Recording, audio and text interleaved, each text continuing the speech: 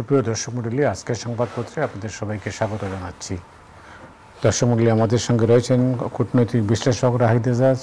রাহিদ, আপনাকে স্বাগত জানাচ্ছি।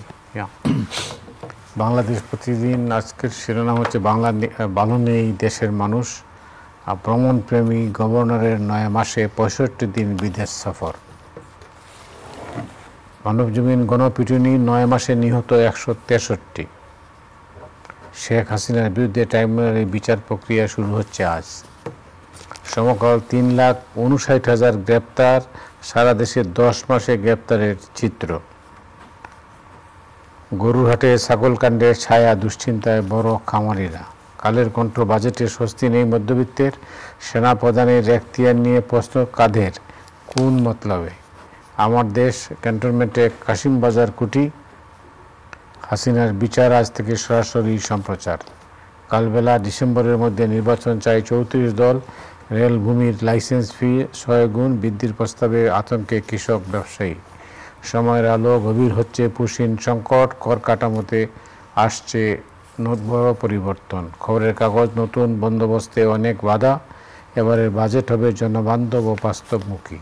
আলোকিত বাংলাদেশ, হার্ডলাইনে বিএনপি, তিস্তার পানি বাড়ায় ভারতে, রেড অ্যালার্ট, বাংলাদেশের সতর্কবার্তা। করতোয়া দ্বিতীয় ধাপের সংলাপ শুরু কাল। করমুক্ত আয়সীমা বাড়ল, ভ্যাট শুল্কে বড় রদবদল। রাহির, আপনি জানেন যে মাননীয় প্রধান উপদেষ্টার জাপান সফর শেষ হলো, তিনি ইতিমধ্যে দেশে ফেরার কথা। আজ রাত 10:40 ওনার ঢাকায় নামার কথা, এবং উনি 28 তারিখ গেছিলেন। তো আমরা যে আউটকামগুলো যদি দেখি, বলা হচ্ছে $106 কোটি তাদের কাছ থেকে আমরা পেয়েছি। সেই টাকার মধ্যে অবশ্য কোনো ব্রেকআপ নেই, যদি আমরা জানি যে বাজেট সহায়তা হিসেবে $100 কোটি চাওয়া হয়েছিল, কিন্তু যে $106 কোটি ঋণ প্রতিশ্রুতি, এখানে আপনার বাজেট সহায়তার অর্থ যেমন আছে, কিছু প্রকল্পের অর্থায়ন আছে, বিনিয়োগ আছে, তো সব কিছু মিলিয়ে। আর এই ভিজিটের সময় আমরা দেখেছি যে জাপানে জনশক্তি রপ্তানির একটা কথা বলা হয়েছে, একটা ফিগার বলা হচ্ছে 1 লাখ বাংলাদেশির সেখানে কর্মসংস্থানের সুযোগ হবে। কিন্তু এটা নতুন কিছু না। এই 1 লাখ কর্মসংস্থানের যে কথাটা, সেটা ইতিপূর্বে যে আওয়ামী লীগ সরকার ছিল তাদের সময় সিদ্ধান্ত হয়েছিল। তো মোটা দাগে যদি আমাকে আপনি মানে অর্জন বা এটার খুব তাৎপর্য, আমার কাছে খুব বেশি একটা সিগনিফিকেন্ট মনে হয়নি। এই জন্য নিকে এশিয়া ফোরাম প্রফেসর ইউনূস তার নিজস্ব ক্যাপাসিটি বরাবরই যান, এবং এই সফরটাতে তিনি এমন এক সময় গেলেন যখন সফর হবে কি হবে না এটা নিয়ে জল্পনা ছিল, একটা অনিশ্চয়তা ছিল। কারণ আমরা দেখেছি মে মাসটা আসলে এই গত 10 মাস সময়কালের মধ্যে বাংলাদেশে অগাস্ট পরবর্তী রাজনৈতিক প্রেক্ষাপটে খুবই টালমাটাল বা সংক্ষুব্ধ বলি, ঝড় বলি, সবটাই গেছে। সেটা মাসের 8 তারিখ ধরেন, তরুণরা যে এনসিপি প্রথমে যুক্ত ছিল, পরে আমরা দেখলাম একটা বিভক্তি হয়েছে, এবং ইসলামিক শক্তিগুলো মিলে ওই দাবিটা আদায় করে ছাড়লো যে আওয়ামী লীগের কার্যক্রম নিষিদ্ধ হবে। তো দেন সাবসিকুয়েন্টলি আমরা দেখলাম নির্বাচন নিয়ে সেনাপ্রধান তার অফিস অ্যাড্রেসে একটা কথা বলছেন ডিসেম্বরে। সাবসিকুয়েন্টলি 22 তারিখ ক্যাবিনেট মিটিংয়ের পরে যে মিটিংটা হয়েছিল, সেখানে স্পেশাল সেশনে প্রধান উপদেষ্টা হতাশা, ক্ষোভ থেকে পদত্যাগের মতো ঘটনায় গেছিলেন। অর্থাৎ এই যখন দেশের ঘটনা পরম্পরায় চলছে, একটা সংকট ঘনীভূত হচ্ছে, নির্বাচনকে নিয়ে অন্তর্বর্তী সরকার, সেনাবাহিনী, প্রধান রাজনৈতিক শক্তি বিএনপি এবং তার সাথে মিত্র যারা, তো এমন একটা আবহে এই ভিজিটটা যখন হচ্ছে, সেই ভিজিটেরটা নিয়ে খুব স্বভাবতই একটা কৌতূহল থাকে যে এমন বড় ভিজিট বা সেই ভিজিটে অনেক অর্জন হবে। আমরা যদি দেখি 9 মাসে ধরেন উনি 9টা ভিজিটে গেছেন, এই 10 মাস সময় হতে চললো। সেটা আমরা সেপ্টেম্বরে ইউএনজিএতে গেছেন, তারপরে D8-এ গেছেন, কায়রোতে, আজারবাইজানের বাকুতে গেছেন, কোপে, দেন দুবাইতে গেছে ওয়ার্ল্ড গভর্নেন্স সামিটে, মার্চে বেইজিং গেছেন বাইলেটারাল ট্রিপে, এপ্রিলে ব্যাংকক গেছেন, আপনার এপ্রিলে আবার কাতারে গেছেন, এবং সর্বশেষ গেলেন টোকিওতে। তো এতগুলো ভিজিট আসলে জরুরি ছিল কিনা, প্রয়োজন ছিল কিনা, সেটা কিন্তু একটা প্রশ্ন চলে আসে। কারণ প্রথম কথা হচ্ছে অনির্বাচিত সরকার, এবং অনির্বাচিত সরকারের আমলে খুব বড় কিছু হবে, সেটা ইনভেস্টমেন্ট বলুন, রিলেশনশিপ বলুন, আপনি আমার চেয়ে জানার কথা। তো সেই জায়গাতে এগুলোর প্রয়োজন ছিল কিনা, দেশে যখন আপনার সংকট চলছে। তো আমি সেই জায়গাতে মনে করি যে এটা অনেক বেশি বেশি ভিজিট হয়ে গেছে। একটা খবর বোধহয় আপনি পড়ছিলেন, আমি যদি ভুল না করি, সম্ভবত বাংলাদেশ প্রতিদিনেই গুরুত্ব দিয়ে চেপেছে যে বাংলাদেশ ব্যাংকের গভর্নর এই পর্যন্ত কতগুলো ভিজিটে গেছেন। তো এই যে আমরা রাজনৈতিক দল যখন ক্ষমতায় থাকে, এই ভিজিট নিয়ে কিন্তু রিপোর্ট করাটা আমাদের একটা কাজের খুব স্বাভাবিক জবাবদিহিতার জায়গা থেকে আসে। এই ভিজিটগুলোর প্রয়োজন হয় কিনা, দরকার কিনা, রাষ্ট্রের টাকা খরচ করে। তো সেই জায়গায় আমি মনে করি কি জাপান ভিজিটটা খুব উল্লেখযোগ্য তেমন কিছু ছিল না। আমি যদি বেইজিং ভিজিটের কথা বলি, সামনের মাসে আবার যাচ্ছেন লন্ডনে। হ্যাঁ, লন্ডনে যাচ্ছেন। লন্ডনে তাকে একটা হিউম্যানিটি অ্যাওয়ার্ড দেওয়ার কথা, কিংস ফাউন্ডেশন বলে। তো সেখানে যে গেলে লন্ডনে ব্রিটিশ প্রাইম মিনিস্টারের সাথে একটা বায়োলেটারাল হবে, এবং আরও ভিজিটের কথা ছিল। সে দুটো ভিজিট আমি অন্তত জানি, সেগুলো একটা তো বাতিলই হয়েছে স্পেন, সেটা স্পেনের প্রধানমন্ত্রী এখানে আসবেন। আর ব্রাসেল যাওয়ার কথা ছিল, সেটা ডেফার করে গেছে। তো যেই বিষয়টা বলছিলাম যে এরকম একটা রাজনৈতিক সংকট, এবং আপনাদের আজকে বোধহয় প্রধান শিরোনামই করেছেন যে মব কালচার নিয়ে, 10 মাসে ফিগারটা সম্ভবত 163, এবং অনুষ্ঠান শুরুর আগে আমরা দেখছিলাম শ্যামলীতে যেভাবে মাইকিং করে শত শত মানুষ দুই যুবককে পিটিয়ে মেরেছে। হয়তো তারা অপরাধী, হয়তো তারা সমাজের খুব শত্রু, সেটা হইতেই পারে, কিন্তু আমার ঠিক মনে পড়ে না যে সাম্প্রতিককালে এত কম সময়ে এত মানুষ মানে মবের হাতে প্রাণ দিয়েছেন। তার মানে হচ্ছে কি ল অ্যান্ড অর্ডারের অবস্থাটা যে ভালো না, এটা কিন্তু এই ফিগারটাই বলে দেয়। এবং এই যে টেন্ডেন্সিটা, যে প্রবণতাটা, আজকে বা কালকে, আজকে বোধহয় আমি দেখছিলাম বেলি রোডের মতো একটা ব্যস্ত জায়গায়, বেলি রোড থেকে কানেক্ট করে সেটা স্ট্যামফোর্ড ইউনিভার্সিটি যেতে একটা গলি আছে, বেশ সবগুলো অ্যাপার্টমেন্ট বিল্ডিং, একজনের তার একটা হোন্ডা এসইউভি রেখে গেছেন। একটা অদ্ভুত কায়দায় সিসিটিভি দেখলাম যে 4টা রিক্সা এসে সেই আপনার গাড়ির সাইড উইন্ডোগুলো সব আপনার লক খুলে নিয়ে চলে গেছে, এবং সেটা সন্ধ্যা রাত্রির ঘটনা। তো এই যদি অবস্থা হয় তাহলে আপনি যাবেনটা কোথায়? কাজেই যে সংকটগুলো আছে, আমার মনে হয় কি সেই সংকটগুলোকে প্রায়োরিটি দিয়ে দেখাটা খুব জরুরি, কারণ 10 মাস হতে চললো। তো সেই জায়গাতে, এবং আমরা অনুষ্ঠানে আসার আগে বলছিলাম শিশু সরকার বলা যাবে না, শিশু সরকার, এক্স্যাক্টলি। আমরা রাজনৈতিক সরকার যখন থাকে তাদেরকে আমরা হানিমুন পিরিয়ড 3 মাস 100 দিন দিই। তো সেই জায়গাতে সেটা তো অনেক আগে তারা পার করে ফেলেছেন। তো এখনো যদি সংকটগুলো চলতেই থাকে, এবং এখন যে জায়গাতে আছে আমরা যেটা দেখছি, বিশেষ করে নির্বাচনকে ঘিরে যেখানটা আছে, এক দফা সংলাপ তো হয়েছিল, আবার হবে। আমরা সন্ধ্যায় হয়তো জানতাম শুধু বিএনপিকে নিয়ে বসবে, কিন্তু শেষ পর্যন্ত জানলাম সেটা কিন্তু সব বিএনপি না, সব দলের সাথে। এবং বিএনপি ইতিমধ্যেই এই যে আবার আলোচনার টেবিলে বসা, এটা নিয়ে যে তারা এটা খুব একটা তারা যে স্বাগত জানাচ্ছে না, তাদের নেতৃত্বের কথাই কিন্তু সেটা পরিষ্কার যে বসার জন্য বসা হবে, আসলে কাজের কাজ কিছুই হচ্ছে না। তো 2 তারিখ যে মিটিংটা হতে যাচ্ছে, জি, এটার আউটকাম কি হবে এটা তো অনেকে তারাই আগেই বলে দিচ্ছে। তো আউটকাম এখন কথা হচ্ছে, আমরা যদি 22 তারিখের মিটিংয়ের 22 তারিখে আমি যে ক্যাবিনেট মিটিংয়ে রেফারেন্স দিলাম, 24 তারিখ যে প্ল্যানিং কমিশনের মিটিংয়ের পর একটা স্টেটমেন্ট গভর্নমেন্ট দিয়েছিল যে নির্বাচন, সংস্কার এবং জুলাই আগস্টের অভ্যুত্থানের নৃশংসতার বিচার। আপনারা নিশ্চয়ই খেয়াল করবেন, আমরা যদি অর্ডারের দিকে দেখি, একটা হলো বিচার, একটা হলো সংস্কার, একটা হলো নির্বাচন। ওই স্টেটমেন্টের প্রথমবারেই আমরা খেয়াল করলাম নির্বাচন কথাটা কিন্তু আছে, এবং সামনের দিকে সেটা চলে আসছে। তো 10 মাস হতে চলল, আমরা জুন মাসে চলে আসছি, বছরের অর্ধেক বাকি, অর্ধেক প্রায় শেষ হয়ে যাবে আগামী 30 দিনের মধ্যে। তো বাকি 30 দিনে এই যে সংস্কার এবং সংস্কারের প্যারালালি আপনি নির্বাচন, এটা যেমন আছে, আরেকটা বড় ইস্যু কিন্তু আমরা যেন ভুলে না যাই। জুলাই আগস্টে যে 1,500 মানুষ প্রাণ দিয়েছিল, যে পরিবারগুলো নিঃস্ব হয়েছে, এবং 30,000 প্লাস মাইনাস যারা অঙ্গহানি হয়েছিল, এবং কারো একটা বিপুল অংশের মানুষ কিন্তু তাদের উপার্জনক্ষম একমাত্র ব্যক্তির অঙ্গহানি ঘটেছে। তো তাদের প্রতি জাতির যে দায়, তাদের রক্তের প্রতি যে ঋণ, এইটা যদি আমরা জবাবদিহিতার জায়গায় সেটা যদি পূরণ না করি, আমাদেরকে কিন্তু এইসব পরিবার তো বটেই, সময় এবং ইতিহাস কিন্তু ক্ষমা করবে না। এটা যেমন আমার মনে হয় সরকার এটা মনে রাখা উচিত। ওই যে কালবেলা খবর দিয়েছে ডিসেম্বরের মধ্যে নির্বাচন চাই 34 দল।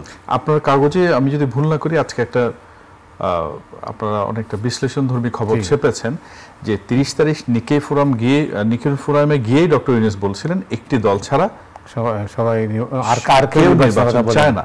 কিন্তু আপনাদের সেই স্টোরিতে কিন্তু বিএনপি বা জামাতের বাদে পরবর্তী দিন যে দলগুলো গিয়েছিল তাদের সবার সঙ্গে কথা বলে এবং পরিষ্কার কিন্তু দেখা যাচ্ছে যে সবাই ডিসেম্বরের মধ্যে নির্বাচন চায়। হয়তো অ্যাপ্রোচে ডিফারেন্ট হতে পারে, অ্যাপ্রোচ হয়তো বিএনপির মতো বলছে না ডিসেম্বরে হতেই হবে। এখন আমি একটা পাল্টা প্রশ্ন করতে পারি, ডিসেম্বরে বিএনপি বলছে, এটা তো তার একটা কৌশল বা চাপও হতে পারে। ডিসেম্বর থেকে 1 বা 2 মাস যদি ব্যত্যয় ঘটে, এটা ঘটতেই পারে, কারণ কিছু বলছেন না, কারণ আপনি তো খালি ওই স্ট্যাটিক আছেন যে ডিসেম্বর জুন। তো এই যে 34 দলের কথা কালবেলা যেটা বলছে বা আপনাদের কাগজে যে বিশ্লেষণ, অর্থাৎ আওয়ামী লীগকে বাদ দিলে এখন যে দেশের যে রাজনৈতিক শক্তি বা রাজনৈতিক যে মোর্চা ধরি, সেখানে বিএনপি এবং অপরাপর দল তারাই তো সবচেয়ে শক্তিশালী এবং তারাই তো যুদ্ধবদ্ধ এখানে। তো এখন বড় অংশটাই যদি বলেন, আপনি যে স্টেটমেন্টটা দিচ্ছেন, তাহলে এই রিপোর্টগুলো গত 2-3 দিন ধরে যেটা আসছে, সেটা রিপোর্ট বলুন, বিশ্লেষণ বলুন, ওটা তো আপনাকে কাউন্টার করা হচ্ছে। এবং ওই প্রশ্নটাও চলে আসে যে নিক্কেই ফোরামে গিয়ে এটা বলাটা জরুরি ছিল কিনা, সেই প্রশ্নটা কিন্তু আসে। দেশের কোনো ফোরামে তো তিনি রাজনীতি নিয়ে কথা বলছেন না, বলেননি, সেখানে এটা বলা জরুরি ছিল কিনা। কারণ উনি কি করবেন, আপনার ডিসেম্বর এবং জুনের যে কথাটা, সে কথা কিন্তু ইতিমধ্যে দেশের বাইরেও এর আগেও কিন্তু উচ্চারিত হয়েছে বিদেশি গণমাধ্যমে দেওয়া সাক্ষাৎকারে। তো সেই জায়গায় এইভাবে এত শার্পলি এভাবে বলাটা সমীচীন কিনা, সেটাও কিন্তু কেউ কেউ প্রশ্ন তুলছেন। তো কাজে আমি মনে করি কি, এই যে জায়গাটাতে বলা হচ্ছে যে নির্বাচনটা ডিসেম্বরে হবে বা ডিসেম্বরে হবে না, এক দল চাইছে কি 34 দল চাইছে, এটা তো আলোচনার মধ্যেই আপনাকে জিনিসটা করতে হবে। এখন আপনি যদি সংস্কার এবং নির্বাচনটা প্যারালালি করতে চান, আপনার হাতে কিন্তু সময় খুব বেশি নেই, তাহলে যা করার এখনই কিন্তু করতে হবে। এবং তার চেয়ে বড় যেটা বললাম যে আজ আপনার ট্রাইব্যুনালে শেখ হাসিনার বিচার প্রক্রিয়াটা শুরু হচ্ছে এবং সেটা শেষ ট্রায়ালটা লাইভ টেলিকাস্ট হবে কিনা, সে বিষয়টা একটা ইস্যু আছে এখানে। আমার দেশ লিখেছে জি, আমার লাইভ হচ্ছে। তো সেই জায়গাতে এই প্যারালালি 3টা কাজ যে আপনার করা দরকার, সেই কাজের প্রস্তুতিতে আমার মনে হচ্ছে প্রস্তুতি বা নিজেদের আত্মবিশ্বাসের জায়গায় ইদানিংকালে আমার কাছে খুব ঘাটতি মনে হচ্ছে। এবং আসলে 3টা কাজ প্যারালালি করতে পারবেন কিনা তারা, এটা একটা বিরাট প্রশ্ন হয়ে গেছে। তো নির্বাচনটা কি এখন মানে এটা এখন তো মানে সাবসিডিয়ারি হয়ে গেল কিনা? না, নির্বাচন সাবসিডিয়ারি করার তো সুযোগ নেই।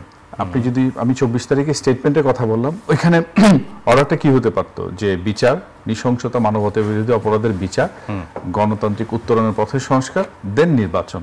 কিন্তু আমরা যদি ওই স্টেটমেন্টটা দেখি, আপনার নিশ্চয় মনে আছে সেখানে নির্বাচনটা সামনে চলে আসছে।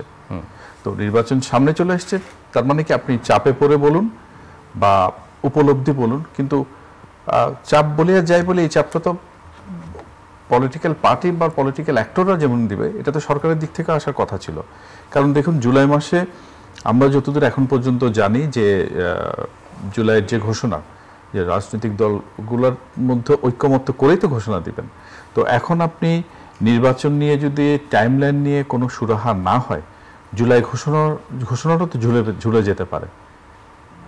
এটা তো খুব একটা অমূলক না। তারা যদি বলে আমার বেসিক্সে যদি ঠিক না থাকে, তাহলে আমি এই জুলাই ঘোষণায় ঐক্যমত্য হবে কি হবে না, সেটা তো তার কাছে বড়। অর্থাৎ আমি যদি বিএনপির কথাই বলি, আমি একদম ক্যাটাগরিক্যালি বিএনপির কথাই বলছি। এখন জামাত কি বলছে? জামাত বলছে ফেব্রুয়ারিতে হলে তাদের আপত্তি নেই। তার মানে একটু আগে যে কথাটা আপনাকে বলছিলাম 2 মাসের ল্যাপস, এখন এটা জামাত বলে বা অপরাপর দলও যদি বলে, তো ডিসেম্বর থেকে আপনার 2 মাস, 1 মাস 2 মাস তো হতেই পারে। তো এই জায়গাতে যদি আপনি না করেন এখন, এবং জুলাইতে আমরা জানছি যে জুলাই যেদিন আবু সাইদ প্রাণ দিয়েছিলেন, সেদিন হয়তো ওই আপনার জুলাই ঘোষণাটা অ্যানাউন্স করার কথা, এবং এই সময়ের মধ্যেই বোধহয় তাদের ডেডলাইন শেষ হয়ে যাবে কমিশনের। তো এর মধ্যেই যদি আপনি কাজগুলো না করেন, আপনার হাতে কিন্তু সময় খুব বেশি দিন নেই। তো এই দূরত্ব বলেন, মতপার্থক্য বলেন, এটা যত তাড়াতাড়ি আমরা করতে পারি, ততই দেশের জন্য মঙ্গল। এবং আশা করি সেই শুভবুদ্ধির উদয় দুপক্ষর দিক থেকে হবে। দেখা যাক, আমরা অপেক্ষা করতে হবে। বাংলাদেশ ভারত সম্পর্ক, জি, এখন আমরা আসলে এটা মানে কোথায় দাঁড়িয়ে? দেখুন, বাংলাদেশ ভারত আপনার গত 10 মাসে আমার মনে হয় 15 বারের বেশি বোধহয় আমরা এই বিষয়টা নিয়ে কথা বলেছি, যদি ভুল না করি। এখান থেকে উন্নতির লক্ষণ দেখছি না। বিশেষ করে আমরা যদি এপ্রিল মাসের 4 তারিখ ব্যাংককে যে মিটিংটা হয়েছিল, আমাদের হয়তো ধারণা ছিল যে মিটিং হবে, আইবল কন্ট্যাক্ট হলে কি হয়। আপনার সাথে আমার অনেকদিন দেখা হয় না, ফোনে হয়তো ফোনে কথা হয়, ইমেল চালাচালি হয়, মেসেজ চালাচালি হয়, কিন্তু মুখোমুখি বসলে কিন্তু আমরা এই কোনো বডি ল্যাঙ্গুয়েজগুলো বুঝতে পারি। বুঝতে পেরে তখন আমাদের কৌশল ঠিক করি, আমরা পাল্টা অবস্থানটা জানি, একে অন্যকে বুঝতে এবং জানতে পারি, জানাতেও পারি। তো 4 তারিখের পরে মনে হয়েছিল অ্যাপারেন্টলি কিছুটা একটা গুড ওয়ার্কিং, আমি বলছি না যে 15 বছর আগে ফিরে যাবে, গুড ওয়ার্কিং রিলেশনশিপ হবে, কিন্তু সেটা হয়নি। সেটা হওয়ার জন্য কিন্তু আমাদেরও কিছু দায় আছে। সেই মিটিং নিয়ে, এই মিটিংটা নিয়ে এই যে চর্চা, অতিকথন, সেটা অনেকটা ক্ষতি করেছে বলে আমি মনে করি। কারণ দেখুন, 4 তারিখ মিটিং হলো, এরপর আমাদের সরকারের তরফ থেকে সেই মিটিং নিয়ে কিছু বক্তব্য এসছে, যে বক্তব্যটা তাদের পছন্দ হয়নি। ভারত সেটা তাদের গণমাধ্যম দিয়ে সেটা কাউন্টার করালো, এবং এর পরম্পরা আমরা দেখেছি কি ট্রান্সশিপমেন্ট সিদ্ধান্ত, তারা সুবিধাটা বন্ধ করে দিল। আমরা এর আগে স্থলপথে শুধু আমদানির বন্ধ করা নিয়ে আলোচনা ছিল, আমরা সেটা করলাম। এর পরপর দেখা যাচ্ছে এপ্রিল মাসটা এভাবে গেল, অর্থাৎ ট্রান্সশিপমেন্টে একটা ধাক্কা এলো, স্থলপথে সুতা আমদানিটা বন্ধ হলো। যদিও এই টানাপোড়েনের মধ্যে ব্যবসা বিজনেস অ্যাজ ইউজুয়াল কিন্তু গ্রো করছিল। এরপরে যেটা আসলো খারাপ, সবচেয়ে আমি বলবো আনপ্রেসিডেন্টেড, অন্তত আমার 20 বছর প্লাস সময়ের ক্যারিয়ারে দেখেনি। আপনি বলতে পারেন আপনার ক্যারিয়ারের সময় এমনটা ছিল কিনা, যে একটা মাসে অলমোস্ট 1000 মানুষকে পুশিং করে দেওয়া, এটা একেবারে বিরল, যেটা এখনো চলছে। আজকে আমি দিল্লি, কলকাতা এবং আগরতলায় কথা বলেছি, আমাদের মিশনের যারা কূটনীতিক আছেন তাদের সাথে কথা বলে যেটা নিশ্চিত হয়েছে যে তাদের দেওয়া, কারণ অন্যান্যবার করে কি পুলিশের একটা বিশেষ শাখা আছে, তাদের মাধ্যমে এটা হ্যান্ডওভার হয়, কিন্তু এবার বিএসএফ এর হাতে সরাসরি বিএসএফ এর সেন্ট্রাল কমান্ডে বসে এই পুশিংটা তদারকি করা হচ্ছে। তাদের দেওয়া তথ্য অনুযায়ী প্লেনে করে, অধিকাংশ প্লেনে, কোথাও কোথাও জাহাজ আছে, রেল আছে, আরও মানুষকে বাংলাদেশ সীমান্তের নানান জায়গায় জড়ো করা হয়েছে। আমরা যদি গত 7 তারিখ থেকে শুরু করে আজকে পর্যন্ত হিসাব করি, যা ঢুকেছে তো ঢুকেছে, বেশ কিছু জায়গা হচ্ছে মতিভে আপনার এখানে ঢুকতে দেওয়া হয়নি, বাংলাদেশ প্রতিহত করে সেটা ঠেকিয়ে দিয়েছে। তো 3টা জায়গার আমার সূত্রগুলো বলছে যে এরকম সংখ্যায় আরও আছে, এবং সেটা অব্যাহত চলতেই থাকবে। এখন প্রশ্ন হচ্ছে, এই ধারায় চলতে থাকা, একদিকে ভিসা কিন্তু প্রায় বন্ধের মতোই, ভিসা দিচ্ছে জরুরি চিকিৎসায়, সেটা খুবই লিমিটেড।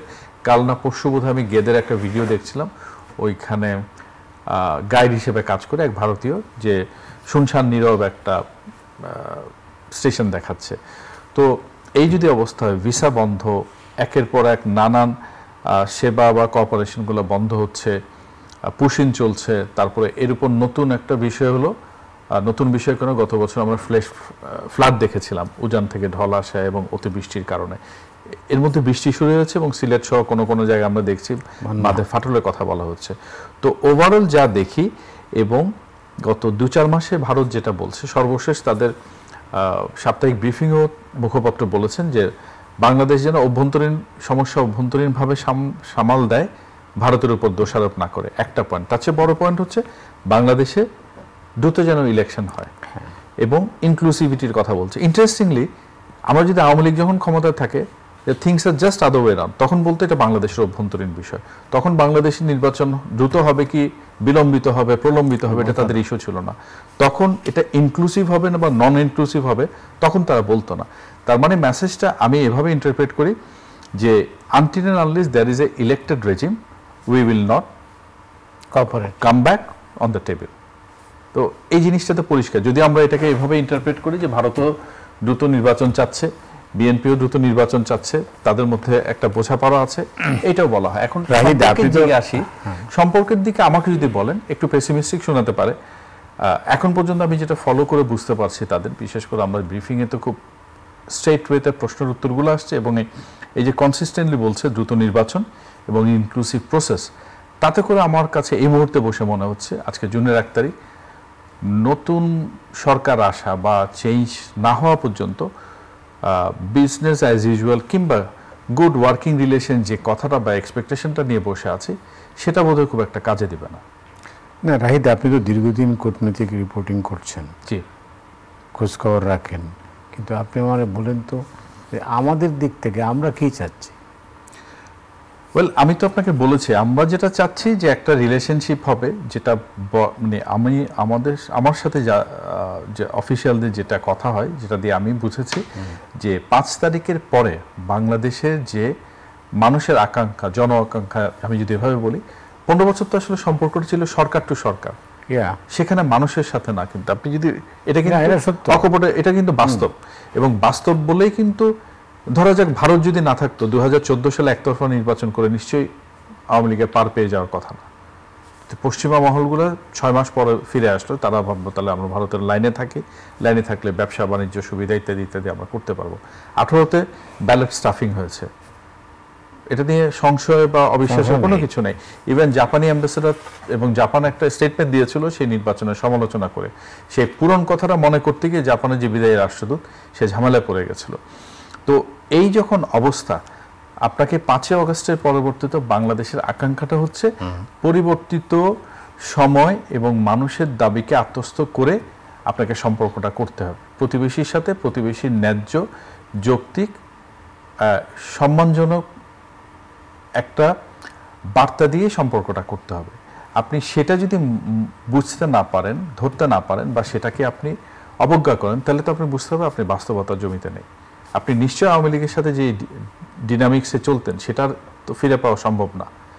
তো ফিরে পাওয়া সম্ভব না বলে আমরা কি দেখেছি, প্রথম 6 মাস 7 মাস পর্যন্ত দেখেছি। এবং এপ্রিলে যে ব্যাংককে মিটিং হয়েছে সেখানে কিন্তু নরেন্দ্র মোদী মাইনরিটি ইস্যুটাকে একটা বড় ইস্যু করেছেন, কিন্তু তখন কিন্তু মাইনরিটি ইস্যু নেই, ইস্যু অন্যান্যগুলো আছে। তো এখন একটা এরকম ন্যারো লেন্সে যদি দেখেন এটা একরকম সমস্যা। আরেক রকম সমস্যা, আমরা চীনের সাথে কি করব, জাপানের সাথে কি করব, বাংলাদেশ স্বাধীন সার্বভৌম দেশ।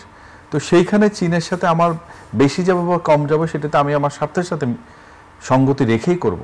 তো সেইখানে ভারতের অবিশ্বাস, সন্দেহ, আর কি বলবো, চাপা উত্তেজনা, যেমন ধরুন লালমনিরহাটে এয়ারবেস নিয়ে কথা বলা হচ্ছে। আমরা জানি যে কিছুদিন আগে আলিদুয়ারপুর ওয়েস্ট বেঙ্গলের সেখানে তাদের একটা বিমান ঘাঁটি আছে দাসল রাফালের, সেখানে একটা জয়েন্ট এক্সারসাইজ হয়েছে। ভারতীয় 3-4 দিন আগে আমি একাধিক রিপোর্ট দেখেছি যে ভারত চিন্তা করছে যেহেতু চীন লালমনিরহাট তার বর্ডারের কাছে চলে আসছে, তাহলে তাদের যে পুরনো বেস আছে সেই বেসটাকে তারা চাঙ্গা করবে। তো এই যদি আপনার মনোভাব হয়, প্রত্যেকটা জিনিসে আপনি সন্দেহ করবেন, অবিশ্বাস করবেন, এক ধরনের দোলাচলে থাকবেন, প্লাস এতদিন যেটা আপনার সেট গাইডলাইন ছিল সেখান থেকে সরে আসবেন, তাতে করে তো সম্পর্ক ভালো করার মানে ভালো হওয়ার তো তেমন কোনো ইতিবাচক ইঙ্গিত পায় না। তো সেই জায়গায় আমি যেটা একটু আগে বলছিলাম, এই গুড ওয়ার্কিং রিলেশনশিপ এটা আমাদের ডিপ্লোম্যাটদের টার্ম। তো তাদেরও এখন ভারতের যেমন আত্মস্থ হওয়ার কথা আমি বলছি, তাদেরই বোঝা উচিত তারা যে গুড ওয়ার্কিং রিলেশনশিপ চাইছে সেই গুড ওয়ার্কিং রিলেশনশিপ ভারতের সাথে করা সম্ভব কিনা। যদি করা সম্ভব না হয়, লাস্ট শেষ পর্যন্ত how would you describe the ইন্ডো-বাংলা relationship at present? আমি তো মনে করি ইতিহাসের একেবারে তলানিতে গিয়ে পৌঁছেছে সম্পর্কটা, এবং সেই তলানি থেকে ঠিক আবার কখন সেটা স্বাভাবিক পথে যাবে সেটা কিন্তু বিরাট একটা প্রশ্ন। রাইট, অনেক অনেক ধন্যবাদ আপনাকে। দর্শক মণ্ডলী, আজ রাতের মতো এখানে বিদায় নিচ্ছি, আগামীকাল আবার দেখা হবে। শুভরাত্রি।